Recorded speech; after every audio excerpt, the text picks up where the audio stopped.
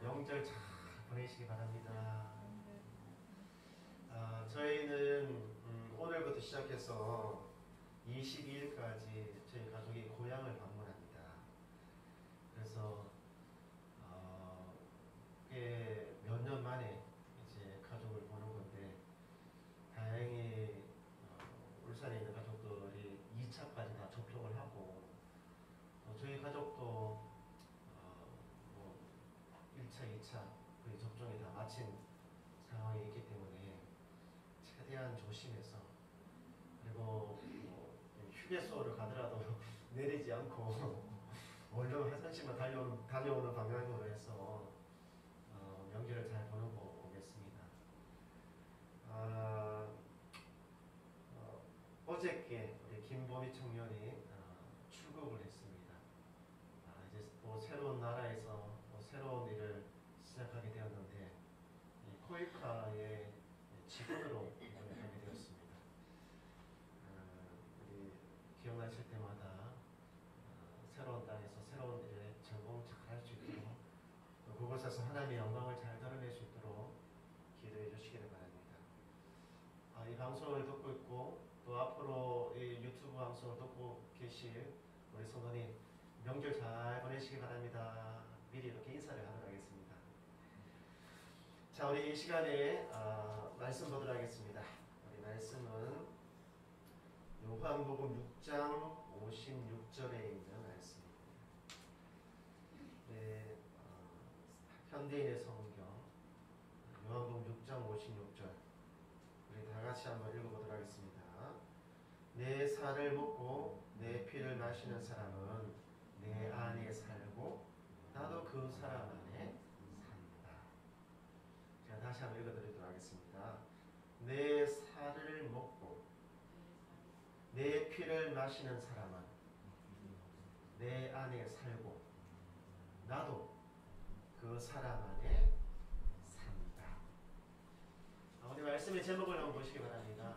말씀의 제목은 여러분의 믿음이 과거형이 되게 하지 마십시오. 우리의 신앙 고백이 현재형인지 과거형인지 미래형인지 한번 저를 따라서 해보시기 바랍니다. 나의 믿음은 현재형입니까? 요한복음 6장을 읽으면 여러 부류의 사람들이 등장을 하고 있습니다. 첫 번째 부류는 군중이라고 하는 무리를 말을 하고 있습니다.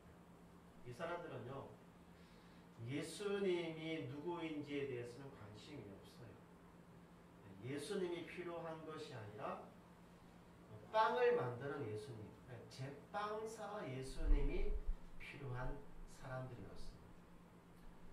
예수님께서 보리떡과 물고기로 미러클, 사인, 표적을 이렇게 행하셨는데, 그 사건 이후에 예수님이 가는 곳마다 따라다니는 거예요.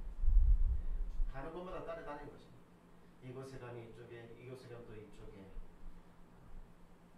그러면서 그들이 요구하는 것이 뭐냐면 매일매일 빵을 만들어 달라는 것입니다.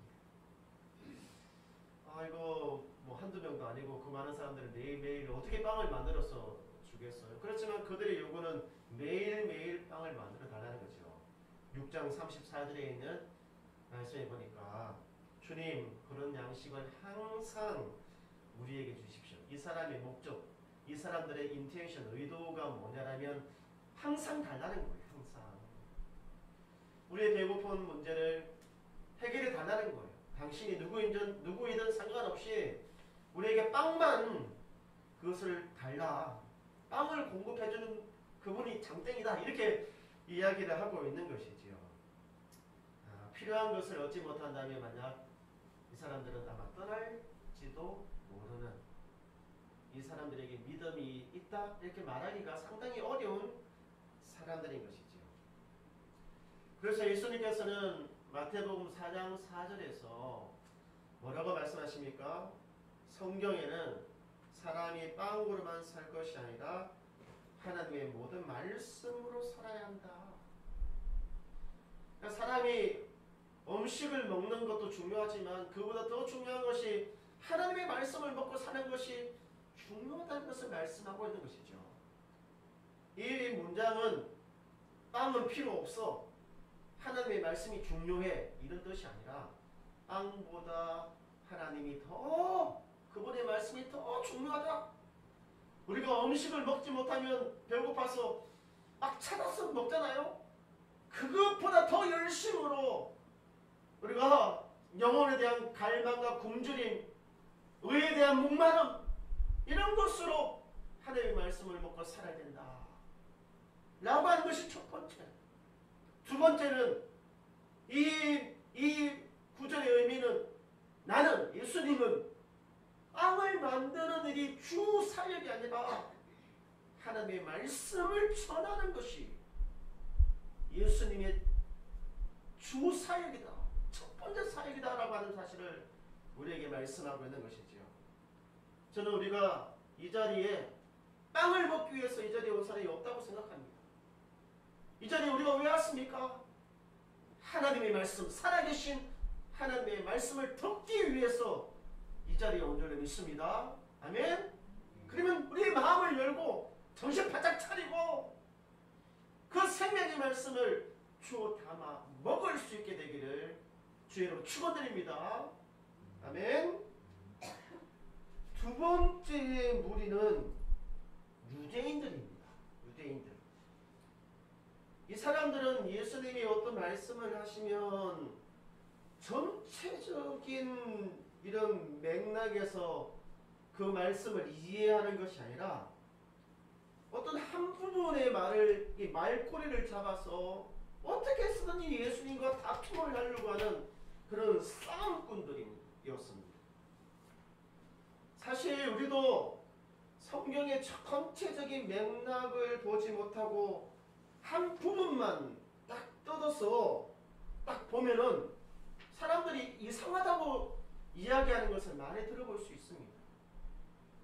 사실 성경은 한 부분만 보면 너무 오류가 많아 보일 수도 있습니다. 왜냐하면 성경에서는 하나님은 사랑이다 라고 말씀하면서도 수많은 전쟁이 있고 수많은 살인이 있고 말이죠. 또 요즘 세상적인 관점으로 동성애, 성소수자, 이런 사람들에 대해서 너무 가혹하게 성경이 대하고 있고, 생명이 소중하다라고 말을 하면서도 사형을 정당화시키고 있는 이런 여러 가지의 것들을 보면서, 야, 성경이 왜 이렇게 오류가 많아? 라고 믿는 사람들끼리, 아니면 믿는 사람을 만난다든지 하게 되면 이런 논쟁을 하려고 하는 사람들이 굉장히 많이 있다는 거. 우리도 어쩌면 주변에서 이런 성경에 대해서 논쟁을 하려고 하는 사람들을 만날 수 있다는 것이죠. 그러나 우리 성도님들 기억하시기 바랍니다. 성경은, 성경의 한 구조는 있잖아요. 하나의 구조는 마치 그 바닥에 떠있는 빙산과 같습니다. 빙산과 같아서 물 위에 떠있는 것은 이만큼밖에 안 되지만 물 안에 숨겨져 있는 그 본체가 있잖아요. 본체. 성경의 구조는 물 위에 떠있는 자그마한 그것밖에 안 돼요. 물 밑에 숨겨져 있는 수많은 역사적인 배경, 사회적인 배경, 그 다음에 이 문장의 구조, 문법적인 구조, 이런 모든 것들을 총망라해가지고 성경은 해석되어져야만 되는 이것이거든요. 근데 그런 노력들을 하지 않고 그냥 눈에 보이는 그것을 가지고 꼬투리를 잡기 시작하면 이거는 끝도 한도 없게 되는 것이죠. 영국 속담에 같은 물을 마시고도 이 날아다니는 벌은 그는 물을 먹고 꿀을 만든다고 이야기합니다. 반면에 뱀은 같은 물을 먹으면서도 그것이 물면은 사람을 죽일 수 있는 독을 만든다고 해요. 같은 성경의 말씀을 보고 읽고 들으면서도 어떤 사람은 믿음의 길로, 어떤 사람은 불신의 길로, 할 수 있다는 것을 말씀을 하고 있는 것이죠. 우리가 또 다른 부류의 사람들을 볼 수 있는데 그것은 예수님을 믿고 따르는 제자들이었습니다. 그 중에 베드로는 이런 고백을 하잖아요. 요한복음 6장 68절에 시몬 베드로가 이렇게 대답하였다. 주님, 우리가 누구에게로 가겠습니까? 주님에게는 영원한 생명의 말씀이 있습니다. 이 베드로는 똑같은 상황, 똑같은 사건을 맞이하면서 전혀 다른 고백을 하고 있잖아요. 당신에게 생명의 말씀이 있습니다라고 고백을 하고 있는 것이죠. 우리 정말 이 베드로와 같은 그런 믿음의 고백, 신앙의 고백을 우리의 입으로 행하는 우리 다인교회 성도님들이 다 되시기를 주의로 축원드립니다. 아멘. 미국의 그 대통령의 부인이었던 미셸 오바마가 이런 말을 했지 않습니까? When they go low, but we go high. 그러니까 상대방이 아주 저질적인 수준 낮은 그런 말들과 비평과 비방을 할 때 우리는 그들과 같이 하지 말고 좀 고상하게 행동을 하자라고 이야기를 했습니다. 사실 우리 성도님들의 주변을 이렇게 보면은 교회 다니는 사람보다 교회 안 다니는 사람들이 너무 더 많아요. 특히 청년들 또 학생들 주변에서 보면 있잖아요. 지금은 역삼각형 구조를 가져서 이제 연세 드신 분들은 몰라도 연세가 좀 나이가 좀 어리고 이런 사람들은 주변에 교회 다니는 친구들이 거의 많이 없는 것을 볼 수가 있습니다. 그러다 보니까 참 교회에 대해서 말하고 신앙에 대해서 예수님에 대해서 말하는 이런 말들이 굉장히 저질스러워요. 그리고 우리의 믿음 자체를 아주 저급하게 보고 있거든요.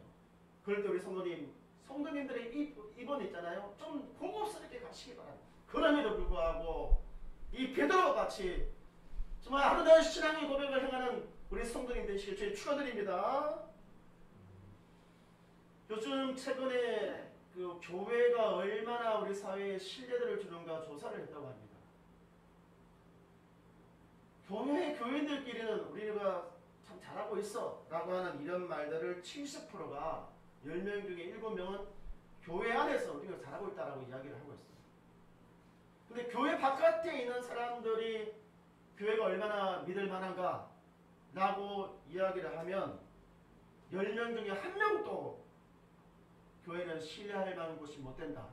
9%만이 신뢰할 수 있다라고 이야기를 한다는 거예요. 그만큼 우리가 당면하고 있는 현실은 있잖아요. 때이거로 그들은 저급하게 교회를 공격하고 우리의 믿음을 공격하고 있다는 것입니다. 하지만 여러분, 우리의 삶이 그것에 휩쓸리지 마시기 바랍니다. 우리는 우리의 믿음을 갖고 우리의 신앙의 고백을 행하면서 살아가게 되기를, 그들은 그들의 길이 있고 우리는 우리가 가야 되는 길이 있다는 사실을 기억하시기를 바랍니다. 아멘. 베드로가 고백하고 있는 것은 무엇입니까? 베드로는 예수님이 생명을 주시는 하나님이라고 고백을 하고 있는 것입니다. 예수님은 생명을 주시는 하나님이십니다. 요한복음 6장 35절에 보면 그때 예수님은 그들에게 이렇게 말씀하셨습니다. 내가 바로 생명의 빵이다. 내가 바로 생명의 빵이다. 이 말은 뭐냐면 내가 생명을 주는 하나님이다, 이런 뜻입니다. 이 표현이 에고에이미라고 하는 이런 헬라어 표현인데 히브리어로 고치면 이것이 구약에서 하나님이 자기 자신을 드러내는 그런 표현들이에요. 영어 성경은 I am who I am. 나는 나다. 나는 스스로 있는 자이다. 라고 하는 하나님만이 사용하는 독특한 표현인 것이죠. 다시 말하면 이 말은 나는 생명을 주는 하나님입니다. 여러분, 예수님이 누구이십니까? 저를 따라서 보시기 바랍니다. 예수님은 나에게 생명을 주시는 하나님입니다. 세상 사람들이 뭐라고 이야기해도 우리는 이 고백을 정말 아름답게 행할 수 있는 우리 믿음의 사람들이 되시기 원합니다. 그런데 이 주님께서 주시는 이 생명은요, 영원한 생명. 이거를 뭐라고 이야기해요? 영생이라고 하는 거예요. 영원한 생명이라고 말씀을 하고 있습니다. 요한복음 6장 51절에 나는 하늘에서 내려온 살아있는 빵이다. 누구든지 이 빵을 먹는 사람은 영원히 살 것이다. 이 영생을 주시는 분이라는 거예요. 우리 김병훈 성도님이랑 원현호 성도님이 계시는데 앞으로 한 20년 이상 더 사실 거잖아요. 안 그래요? 그렇지만 사람은 곧 얼마에 있어서 반드시 죽음이라고 하는 강을 건너야 되고 죽음을 만나는 것이 인간의 운명인 것입니다. 영원히 산다라고 하는 말은 당신은 죽지 않을 거야, 그런 말이 아닙니다. 예수를 믿어도 죽음은 찾아오는 것이죠. 근데 차이점이 뭡니까? 우리는 있잖아요, 사람들이 말하기를 죽음은 끝난다고 이야기하지만 예수 믿는 우리는 영원한 생명이 있으니까 죽음은 새로운 시작일 뿐입니다. 누군가 이야기를 하잖아요. 이 땅에서의 삶은 잠시 소풍 왔을 뿐이라고 말했죠. 진짜 그렇습니다. 하나님의 자녀들에게 이 땅에서의 삶은 잠시 소풍 온 거예요. 진짜 본향이 우리를 기다리고 있다고 하는 것이죠. 예수님은 우리에게 영원한 생명을 주셨습니다. 할렐루야. 한때 우리 지원이가 의사가 되고 싶어 했습니다. 그게 아주 오래전 이야기예요. 저희가 아주 어렸을 때 제가 일을 마치고 와서 집에 이렇게 피곤해서 누워있잖아요. 그러면 의사 놀이를 진짜 많이 했어요. 우리 엄마 아빠들도 우리 애기들이 막 청진기 갖다 대면 야 이거 의사 되는 거 아니야? 뭐 원철이는 뭐 했어요? 청진기 뭐 이런 거 많이 주사 놓는 거 진짜 많이 했거든요. 그런데 제가 지금 생각해보니까 우리 딸이 의사가 안 된 것이 참 다행이다, 이런 생각이 들어요. 제가 떡니부터 제가 알아봤거든요. 의사가 안 된 것을. 한 번은 제가 감기가 걸려서 누워있는데 마취도 안 하고 막 수술을 하려고 하는 거예요. 청진기 갖다 대고 난 다음에. 그리고 감기에 걸렸다고 말하는데 배를 왜 자꾸 자르려고 하는지 말이죠. 제가 떡잎 따라보고 야 이거 의사 되면 안 되겠다, 사람 죽이겠다, 이런 생각이 들어요. 제가 왜 이 의사 이야기를 하냐면 제가 요즘에 자주 보는 그 프로그램이 슬기로운 의사생활? 슬기로운 의사생활. 혹시 TVN에서 보는 거 보고 계셔요? 지난주가 마지막이었는데 최종이 시즌2 마지막이었거든요. 다른 거는 잘 안 보는데 이거는 참 재밌더라고요. 어떤 상황들에 대해서 감동, 잔잔한 그런 감동, 막 꾸미지 않고 그 사람의 냄새도 나고, 하여튼 이게 한번 추천해주고 싶은 그런 프로그램인데, 이 최종회에서는 유독 수술하는 장면이 많이 나오더라고요. 굉장히 수술. 병원에서 의사들이 이렇게 수술하는 거 참 많이 보잖아요. 최종회에서는 사람이 죽고 또 사람이 살아나고, 참 이런 장면들이 이렇게 겹치면서 나오는 그런 장면들도 많이 있었거든요. 마지막 운명을 다한 사람의 경우는 이제 병원에 와가지고 치료 잘 받아서 이제 괜찮습니다. 앞으로 이제 3개월 간격으로 오셔서 그냥 치료만 받으세요, 이런 사람이었는데 갑자기 이 뇌 종양 이 문제가 다시 생겨가지고 갑자기 막 이 손도 제대로 못 써보고 그냥 죽어버리는 거예요. 괜찮다고 했는데, 잘 됐다고 했는데 이게 죽는 거예요. 그러니까 이 죽음이라고 하는 것이 의사가 결정하고 의사가 이렇게 잘 안 되는 것 같아요. 또 한 사람은 참 기가 막힌 그런 사연들이 있더라고요. 이 사람은 자기 아내가 갑자기 쓰러져 죽었어요. 그 아내의 장례식을 치르다가 이 남편도 있잖아요. 그 총격에 그냥 쓰러져가지고 정신을 못 차리는 거예요. 이 장례식이 연달아서 지금 일어날 상황인 것이죠. 이런 상황 만나면 정말 기가 막힌 상황이 되는 거거든요. 자식들이 또 며칠 간격으로 엄마 보내고 아빠를 보내야 되는 그런 상황이 지금 발생을 한 것이죠.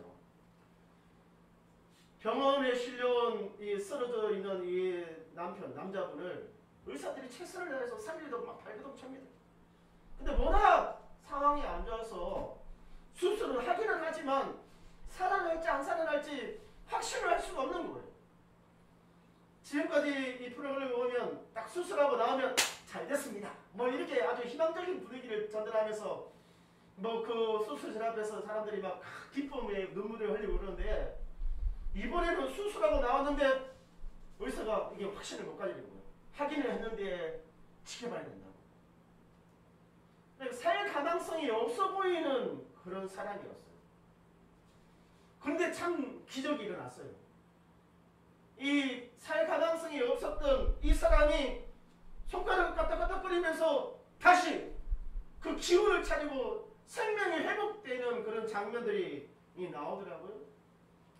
야, 그 장면을 보면서 그 수술을 한 의사도 감동을 받고 죽을 줄 알았던 아버지가 다시 꿈틀꿈틀 이렇게 하니까 가족들도 얼마나 좋아하는지 진짜 막 이게 눈물을 흘리면서 아빠! 아버지! 내 목소리 들리세요? 하면서 너무너무 감동적인 그런 장면들이 들리더라고요. 우리 성도님들은 어떻게 들을지 모르겠지만 저는 그런 상황을 경험해봤기 때문에 그 상황에 막 굉장히 막 속에서 울컥울컥거리는 데 있잖아요. 야, 우리 어머니는 그때 살아나지 못했는데 저 사람은 참 좋겠다, 살아났구나, 이런 생각도 막 밀려오기 시작해요.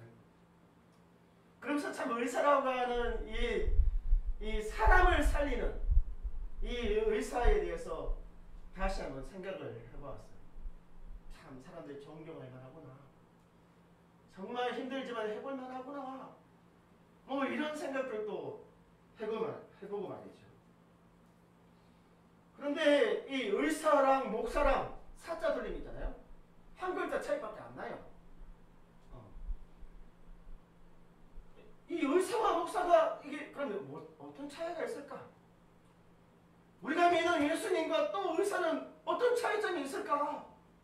병원과 교회는 또 어떤 차이점이 있을까?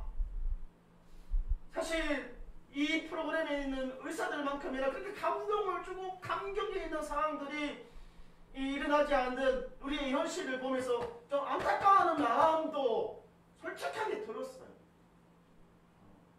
참 많이 부족하구나, 또 분발해야 되겠구나. 그러면서 결정적으로 병원과 의사, 교회와 목사, 그 다음에 예수님, 그 이 사이에서 결정적인 차이가 있음을 제가 알게 됐어요. 그것이 뭐냐면 의사는 아무리 수술을 잘해가지고 사람을 살려낸다고 하더라도 있잖아요.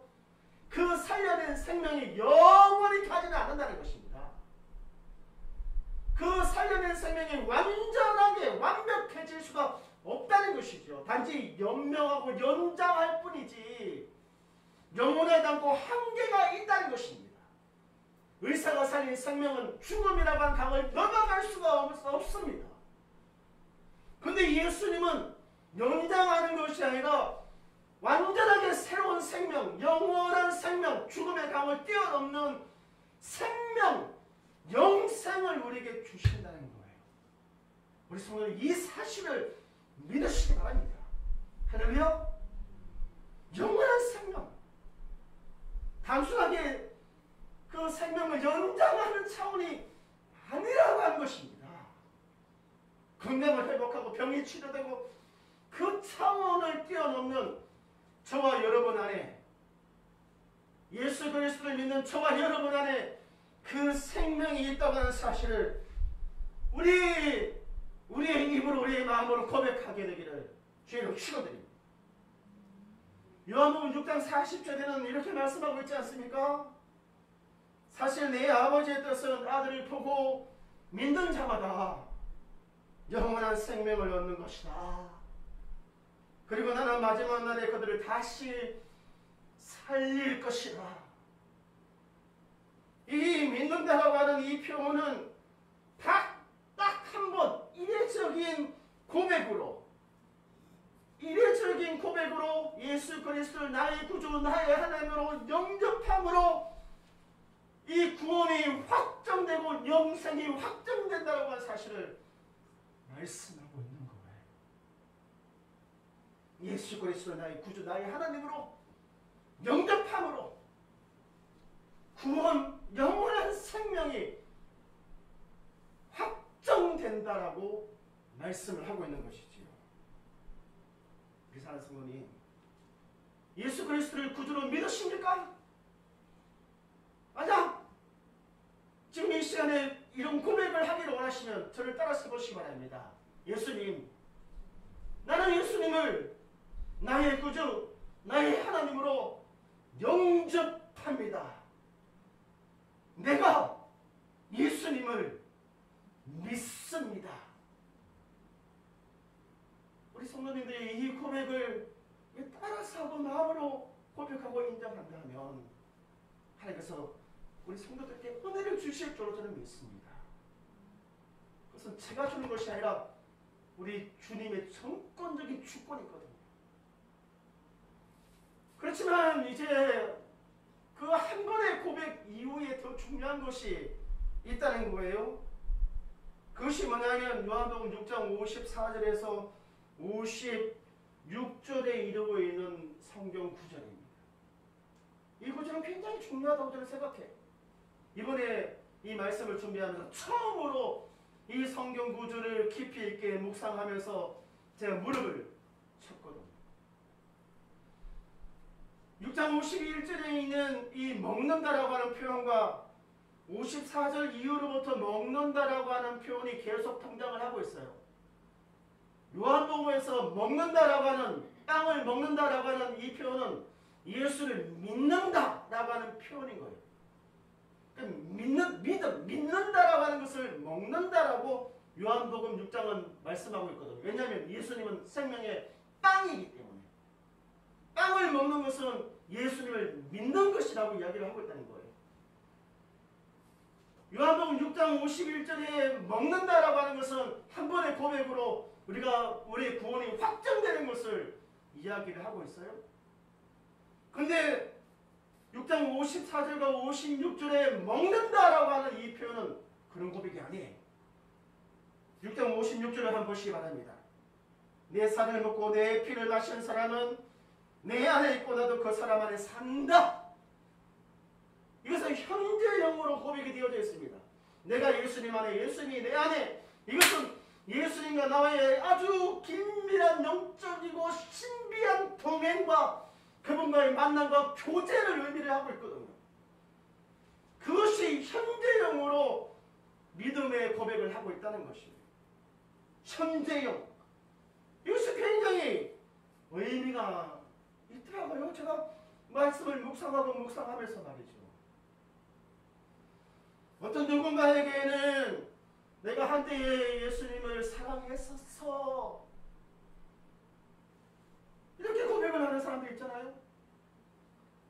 내가 한때는 예수님을 믿었었지. 이 말은 뭐예요? 현재 그가 예수님을 사랑하시도 현재 그의 믿음에 어떤 문제가 있다는 것을 의미를 하고 있는 것이잖아요.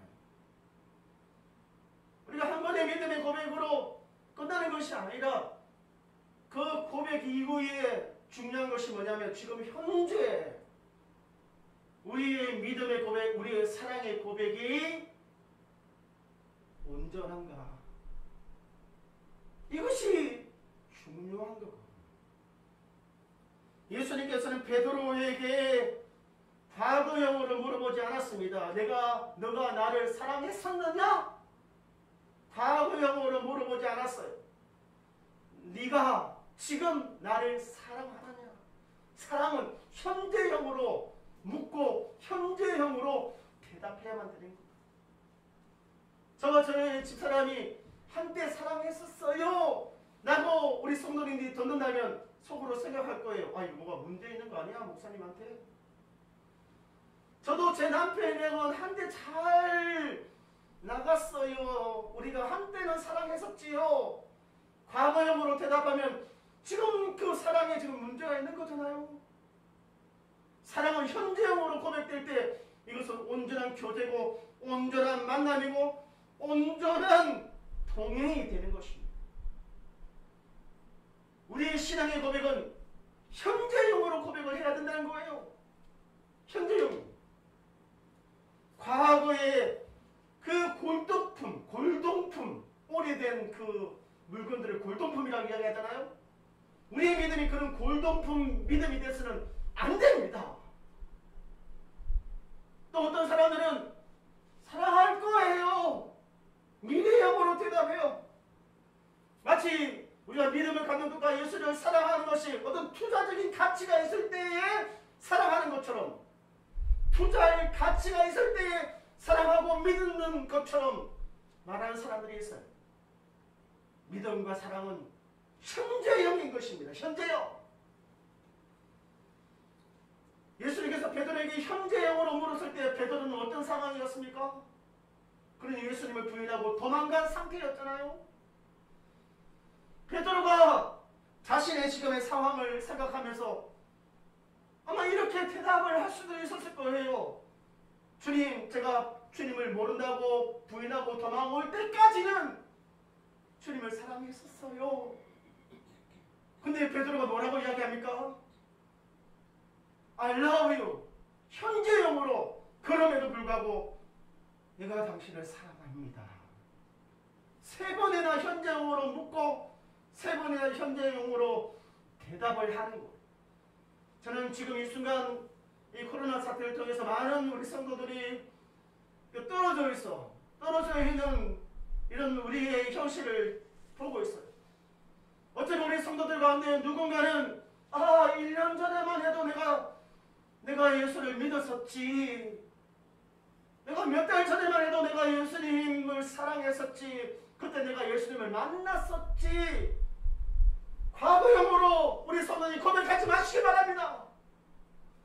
바랍고 나쁜데 지금 이 순간에도 여러분의 환경이 어떠하든지 여러분의 형편이 어떠하든지 간에 주를 향한 믿음, 주를 향한 사랑은 현재형이 되시기를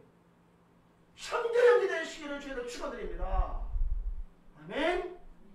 우리가 고백하고 있는 사도신경은 나는 믿습니다라고 시작을 합니다. 나는 믿습니다.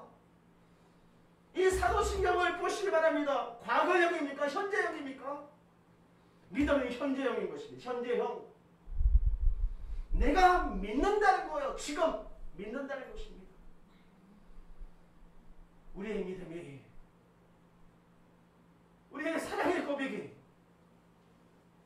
절대로 과거형이 되어서는 안 됩니다. 현재형이 되기를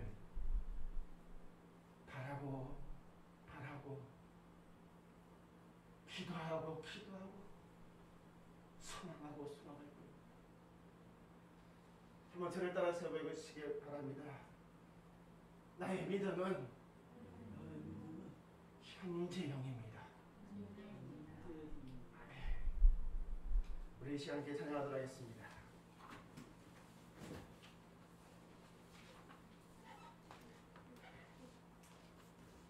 지금 현재 힘을 다해서 주님을 찬양하고 지금 현재 힘을 다해서 고백하시길 바랍니다.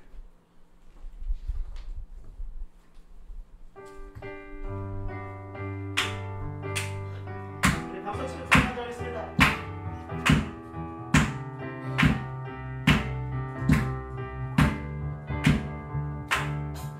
생명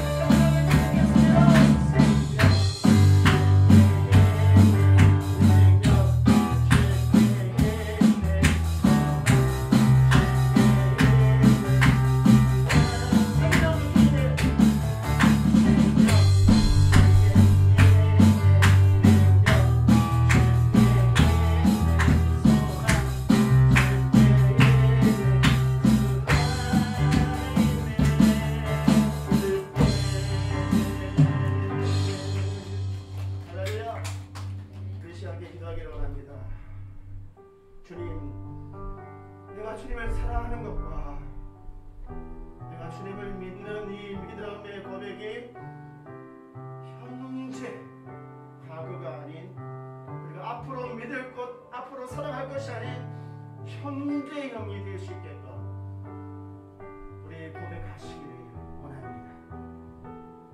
그리고 내 주변에 있는 사람들을 사랑하되 현재 온 힘과 온 마음을 다하여 사랑하시길 바랍니다. 우리 성도들과 우리 교회를 위해 기도할 때 우리 성도들의 믿음이 과거형이 아닌 현재, 어떤 상황에 있든지 현재형으로 주님 사랑합니다, 내가 주님을 믿습니다, 이런 고백을 향할 수 있기를 함께 기도하도록 하겠습니다. 할렐루야. 살아계신 하나님 아버지, 주님은 우리에게 생명을 주시는 하나님이십니다. 생명의 떡으로 오셔서 그 떡을 먹는 자에게 생명을 주시는 하나님이십니다. 그리고 그 떡을 날마다 새롭게 고백하기를, 믿고 고백하기를, 신앙의 고백을 하기를 원하고 계시는 그게 말씀하셨습니다.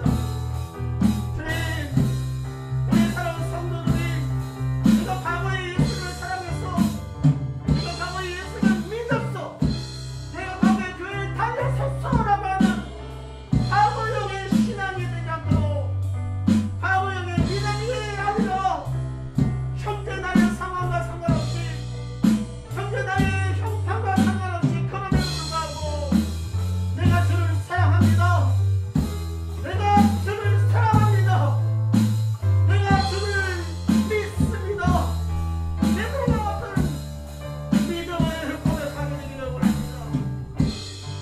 주여, 우리의 사랑, 우리의 믿음 현재형의 고백이 될 수 있도록 도와주시옵소서. 함께하여 주시옵소서. 살아계신 하나님, 교회와 성도들의 믿음의 고백이 과거형이 아닌 현재형이 되게 하여 주시옵소서. 이제는 우리 주 예수 그리스도의 그 거룩하신 은혜와 하나님 아버지의 놀라우신 사랑과 성령 하나님의 감화 감동 교통하시니 믿음, 사랑, 현재형으로 고백하기 원하는 성도와 교회들 머리 위에 이제로부터요